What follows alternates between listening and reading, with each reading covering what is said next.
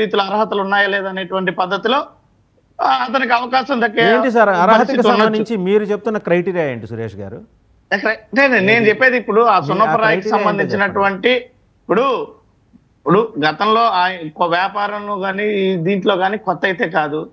తెలుగుదేశం ప్రభుత్వ పార్టీకి సంబంధించినటువంటి అనేక వ్యక్తులు కూడా వైఎస్ఆర్ కాంగ్రెస్ పార్టీ అధికారంలో ఉన్నప్పుడు స్కూళ్ళు అయితేనేమి, కాలేజీలు అయితేనేమి, అనేక రకాలైనటువంటి ఇండస్ట్రీస్ అయితేనేమి వాళ్ళు సజావుగానే నడిపినటువంటి పరిస్థితి. నేను అందుకనే మొదట్లో ఏం చెప్పాను, వ్యాపారాలు రాజకీయాలు వేరు వేరు.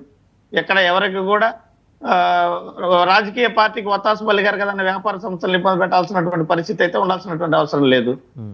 ఆ కోణంలో నేను చెప్తున్నా, ఇప్పుడు వైఎస్ఆర్ కాంగ్రెస్ పార్టీకి చెందినటువంటి వ్యక్తికి రావడం అనేది అంటే ఏం సార్?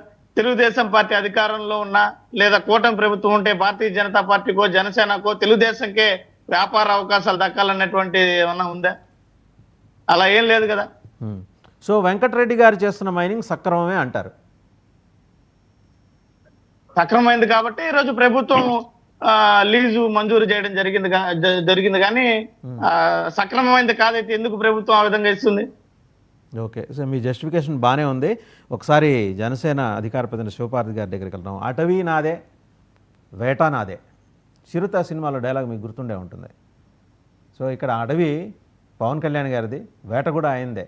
మొదలు సజ్జల రామకృష్ణారెడ్డి గారితో మొదలెట్టారు, నిన్న వచ్చి పెద్దిరెడ్డి రామచంద్రారెడ్డి గారు, రేపో మాపో 18 ఎకరాల అటవీ భూమిని ఆక్రమించిన పేర్ని నాన్నగారి దగ్గరికి రాబోతోంది. సో చాలా సిస్టమేటిక్గానే వ్యవస్థ నడుస్తుంది ఆయన వరకు, ఆయన మంత్రిత్వ శాఖ వరకు అనేది స్పష్టంగా అర్థమవుతోంది. ఇది ఇక్కడితో ఆగుతుందా? అందరినీ జల్లెడ పడతారా? వాసు గారు, ముందుగా మీకు ప్యానెల్లో ఉన్న పెద్దలకి వీక్షకులకి గుడ్ మార్నింగ్ అండి. అంటే ఇక ఎవరైతే అడవి భూములు ఎవరు ఆక్రమించుకున్నారో వాళ్ళు ఎవరిని వదలరండి. రాష్ట్ర వ్యాప్తంగా చాలా ప్రదేశాల్లో ఇలా అన్యాక్రాంతం అయిపోయిన పరిస్థితి ఉంది. ఫారెస్ట్ ల్యాండ్స్ మీద గట్టిగానే దృష్టి పెట్టారు. ఇప్పటికీ సర్వే రిపోర్ట్స్ అంతా తీసుకున్నారు. ఇక నిన్న ఈనాడులో వచ్చిన కథనం ప్రకారం బేస్ చేసుకొని వెంటనే దీనికి విచారణకు ఆదేశించారు. వాటిలో కనుక ఖచ్చితంగా అడవి భూములు ఉన్నాయని తేలితే మాత్రం, నిర్ధారణ అయితే మాత్రం వెనక్కి తీసుకుంటారు. వాళ్ళ మీద ఎలాంటి చర్యలైనా తీసుకోవడానికి సిద్ధంగా ఉంటారు. ఈ విషయంలో మాత్రం నో డౌట్ పర్యావరణ పరిరక్షణలో కానీ, అడవి భూములను ఆక్రమించే కానీ, ఇంకా ఇట్లాగా పవన్ కళ్యాణ్ గారికి సంబంధించిన ఏ శాఖకు సంబంధించిన అయినా పనులు సత్వరమే, ఎక్కడ ఎలాంటి లూప్ హోల్స్ లేకుండా జరుగుతున్నాయి.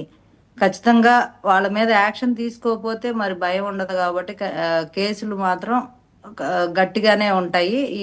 దీనిలో ఎలాంటి ఒత్తిళ్లు, ఎలాంటి అరమరికలు ఏమి ఉండవు అనమాట. ఎవరైనా ఎలాంటి ప్రతిపాదనలు చేయాలన్నా, లేకపోతే కొంచెం బ్రతిమాలుకోవాలి, కాస్త చూసి చూడనట్టు పోండి, ఇట్లాంటి రికమెండేషన్స్ కూడా చెల్లవు పవన్ కళ్యాణ్ గారి దగ్గర. సో ఖచ్చితంగా వీళ్ళ మీద యాక్షన్ అయితే ఉంటుందండి. ఇంకొకటి, నిన్న జనసేన ఇన్ఛార్జ్ గన్నవరంలో ఒకసారి ఆయన ఏమన్నారు చూసి తర్వాత మీ దగ్గరికి వద్దామండి. ఆయన పేరు, మమ్మల్ని అడగటానికి నువ్వెవరివి, నువ్వు ఒక పాలేరువి, నువ్వెంత, నీ బెతుకంతా తోలు తీస్తా. ఒకసారి ఆయన ఏమన్నారు చూద్దాం. గవర్నమెంట్ ఆఫీసర్ ఆయన దగ్గర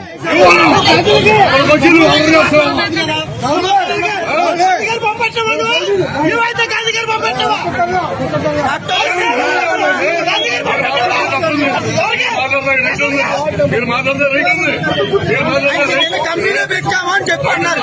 కంపెనీలో పెట్టి చేయొచ్చు అని అడిగాడు. తప్పే ఉంది ఆయన అడిగింది.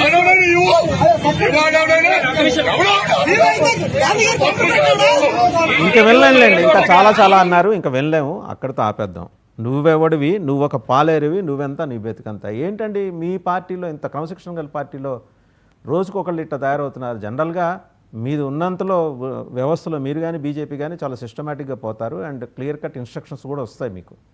వైలేట్ చేయరు, 90% వైలేట్ చేయరు. కానీ రోజుకొక ఉదంతం బయటకు వస్తుంది ఎందుకని?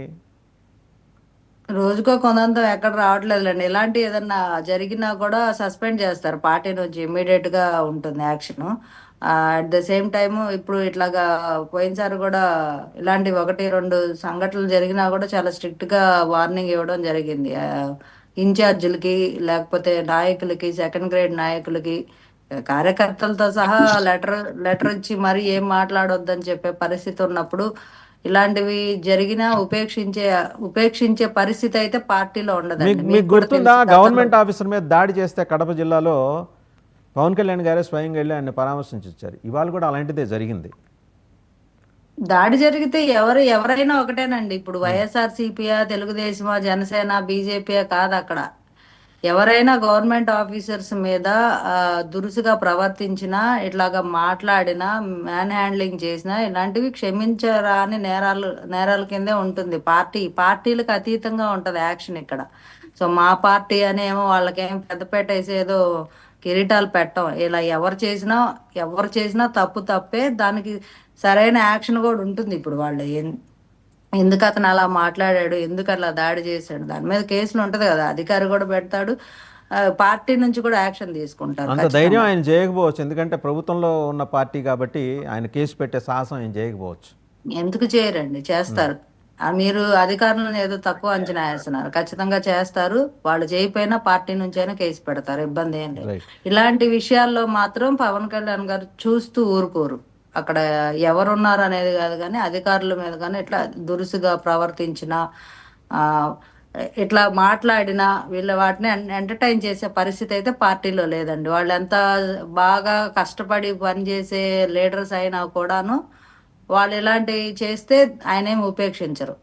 రైట్. ఒకసారి పెద్దిరెడ్డి రవికిరణ్ గారు వెంకటరెడ్డికి ఆ సున్నప్రాయ్ ముగ్గురాయి లీజు మొత్తం సమగ్రంగా చదివి ఉంటారు, మీరు ఆ అంశం అంతా చదివి ఉంటారు. అతను వెళ్ళిపోయిన మాజీ డైరెక్టర్ ఆయన మీద కేసులు ఉన్నాయి. ఆయన సిఫార్సు చేసిన ఈయనకి ప్రత్యేకంగా ఇంట్రెస్ట్ తీసుకొని సిఫార్సు చేసిన ఈయనకి ఎట్లా అండి మీ కూటమి ప్రభుత్వంలో అనుమతులు వచ్చేసినాయి?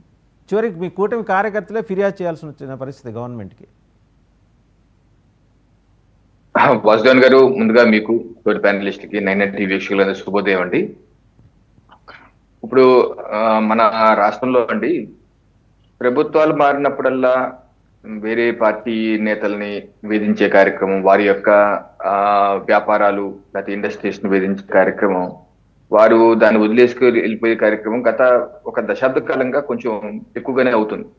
సో ఇలా చేయటం వల్ల ఏమవుతుందంటే రాష్ట్రంలో ఉద్యోగ ఉపాధి అవకాశాలు తగ్గిపోతాయి. ఈ రాష్ట్రంలో వ్యాపారాలు చేయటం మానేస్తారు. అందరూ వెళ్ళి పక్క రాష్ట్రాలు, అస్సాంలోను, ఎక్కడికో నార్త్ ఈస్ట్ లోను రోడ్లోను వ్యాపారం చేసుకుంటారు, కానీ సొంత రాష్ట్రంలో చేసే పరిస్థితి ఉండదు. దానివల్ల నష్టపోయేది మనమే. సో మనం రాజకీయాలు ఎలా ఉన్నా వ్యాపారాలు మాత్రం ఎవరిదాలు చేసుకోవాల్సిన అవసరం ఉంది. నిబంధనల ప్రకారం, ప్రభుత్వం పెట్టిన నిబంధనల ప్రకారం వాళ్ళు చేసుకోవాలి. గత ప్రభుత్వం, జగన్ ప్రభుత్వ హయాంలో అయితే వేధింపులు ఎక్కువగానే చేశారు. ఇది అందరూ ఖండించాం. టీడీపీ నాయకుల యొక్క అమర్రాజా బ్యాటరీస్ వ్యవహారంలో ఏ రకంగా చేశారు, ఇక్కడ నుంచి వెళ్ళిపోయేటట్టు వాళ్ళు పొల్యూషన్ కంట్రోల్ బోర్డు, పవర్ కట్టింగ్లు, వాటర్